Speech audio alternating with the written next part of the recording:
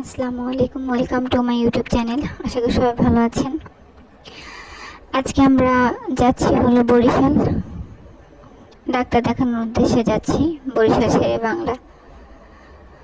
আমি যখন ভয়েসটা দিচ্ছি তখন মনটা অনেক খারাপ ছিল, কারণ যাচ্ছিলাম খুশি মনে। আমাদের উদ্দেশ্য ছিল, একটা ভাইয়া ছিল অসুস্থ, তাকে দেখার জন্য আর কি।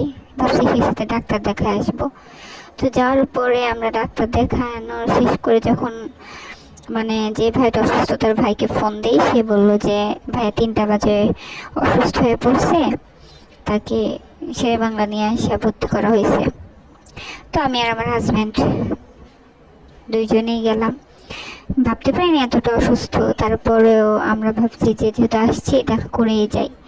তো 2টার দিকে আমরা ভাইয়াকে দেখতে যাই। সে হার্টের পেশেন্ট, অনেকদিন যাবতই অসুস্থ তাকে,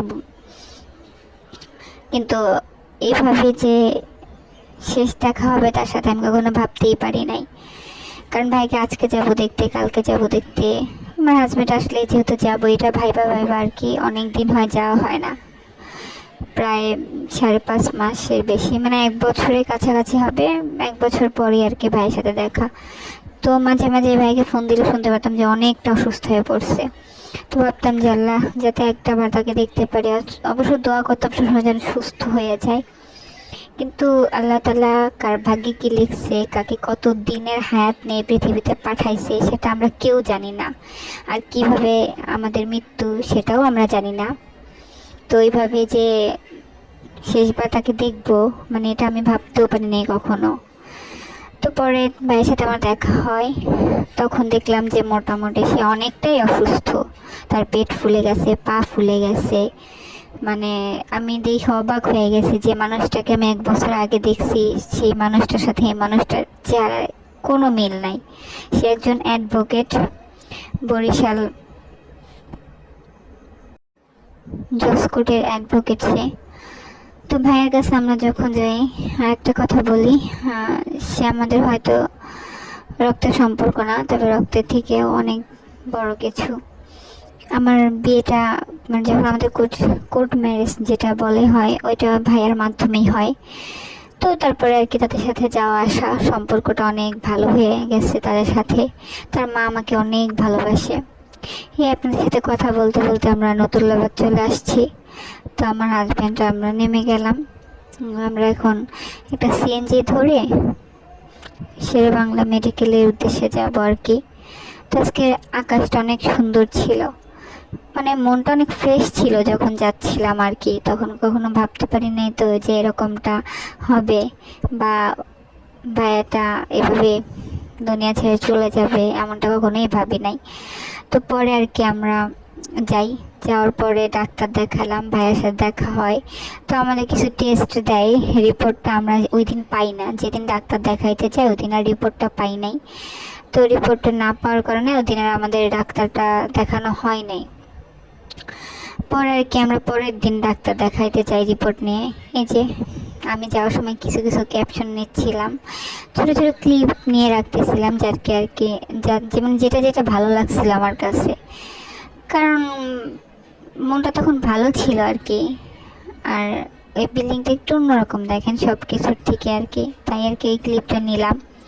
আর আকাশটা অনেক সুন্দর ছিল, মনটাও অনেক ভালো ছিল, তাই মাঝে মাঝে একটু একটু করে ভিডিও নিচ্ছিলাম। আমরা এখনও হসপিটাল যেয়ে পৌঁছাইনি। আর আমার হাজব্যান্ড যতবার আসে ততবারই আমরা আসি, ভাইয়ের সাথে দেখা করি। আমার মামা বাড়ি যেহেতু বরিশালে, আমার মামা থাকে, সেখানেও আমরা আসি। এই কথা বলতে বলতে আমরা শেরে বাংলা চলে আসছি। পিছন থেকে আমি অটোতে বসেই আর কি ভিডিওটা নিচ্ছিলাম। হসপিটালটা অনেক বড়, যারা গেছেন তারা তো দেখছেনই। হসপিটালটা আমার কাছে অনেক ভালো লাগছে, ভিতরটা যেমনই হোক বাইরেটা অনেক সুন্দর ছিল। তো আমরা এই তো হসপিটাল চলে আসছি। তো প্রথম গেটটা আমরা নামি নাই, দ্বিতীয় যে গেট আমরা ওইখানে নামবো আর কি। নেমে গেলাম, আমরা এখন যাব। তো এখানে কাজ চলতেছে, যার কোনো ছোট ছোট চিপা ওই যে আছে ওইখান দিয়ে আর কি ভিতরে প্রবেশ করতে হয়, যার কারণে এখানে একটা জ্যামের মতো পড়া যায়। এই ভিতরে চলে আসতে দেখেন আকাশটা কতটা সুন্দর ছিল। মেঘগুলা এভাবে ভেসেছিল যে মনে হচ্ছে যে হাত দিয়ে ধরা যাবে, এরকমভাবে মেঘগুলা ছিল। তো আমি ভিডিও করতে করতেই ভিতরে আসলাম। আর ওই সাইডে যে হসপিটালটা, ওইটা নতুন আর কি বিল্ডিংটা উঠেছে, ওইটা মেডিসিন বিভাগ। এখন ওইখানে মেডিসিন, সার্জন এটা আর কি দেখে, সার্জারি যে ইয়াটা বিভাগটা, ওই দুইটা, ওটা আমরা জানতাম না, এখানে আসার পরে আর কি জানি। তারপরে আর কি আমরা ভিতরে যাই, টিকিট নেই, যেহেতু এখানে টিকিট নিতে হয়, কিন্তু আমাদের টিকিটটা এখানে না নিয়ে আমরা ওই যে নতুন বিল্ডিংটা হয়েছে এখানেও নিতে পারতাম, কিন্তু এটা পরে জানতে পারছি টিকিট কাটার পরে। এখানে তো অনেক ভিড় ছিল, এখানে কোনো ভিড় ছিল না। এই টিকিট কেটে আমরা ডাক্তার দেখায় তারপরে আর কি বাইরে বেরোইছি, আমাদের রিপোর্ট দিবে, তো এই জন্য আর কি আমরা বাইরে চলে আসছি, যে রিপোর্টটা দিতে লেট হবে। তো আমরা কিছু খাওয়া দাওয়া করি, তো আমরা খাওয়া দাওয়া করে তারপরে ভাইয়ের সাথে দেখা করতে গেছি আর কি। এই সামনে একটা নতুন বিল্ডিং উঠতেছে, এটা ক্যান্সারের জন্য আর কি। তো প্রচুর মেঘ ছিল আকাশে, মনে হচ্ছে এখনই বৃষ্টি নামবে। এক সাইডে মেঘ ছিল, এক সাইডে মানে রোদ ছিল। এই পরের দিন সকালে আমরা ভাইয়ের সাথে দেখা করে চলে যাই, পরের দিন সকালে আমরা আসি। আসার পর রিপোর্টটা নিয়ে ডাক্তার দেখানো শেষ, ভাবছি এখন ভাইয়ের সাথে দেখা করব, দেখা করে তারপর আমরা চলে যাব। কিন্তু আসলে কপালটা এতটাই খারাপ ছিল, আমরা যখন হসপিটালে যাই, মানে ভাইয়ের সাথে দেখা করতে যাই, তখন আর কি ইসে যেই ডাক্তার রাউন্ড দিতে যাই, তো আমরা দেখা করতে পারি না, ওই দিন আর দেখা হয় না।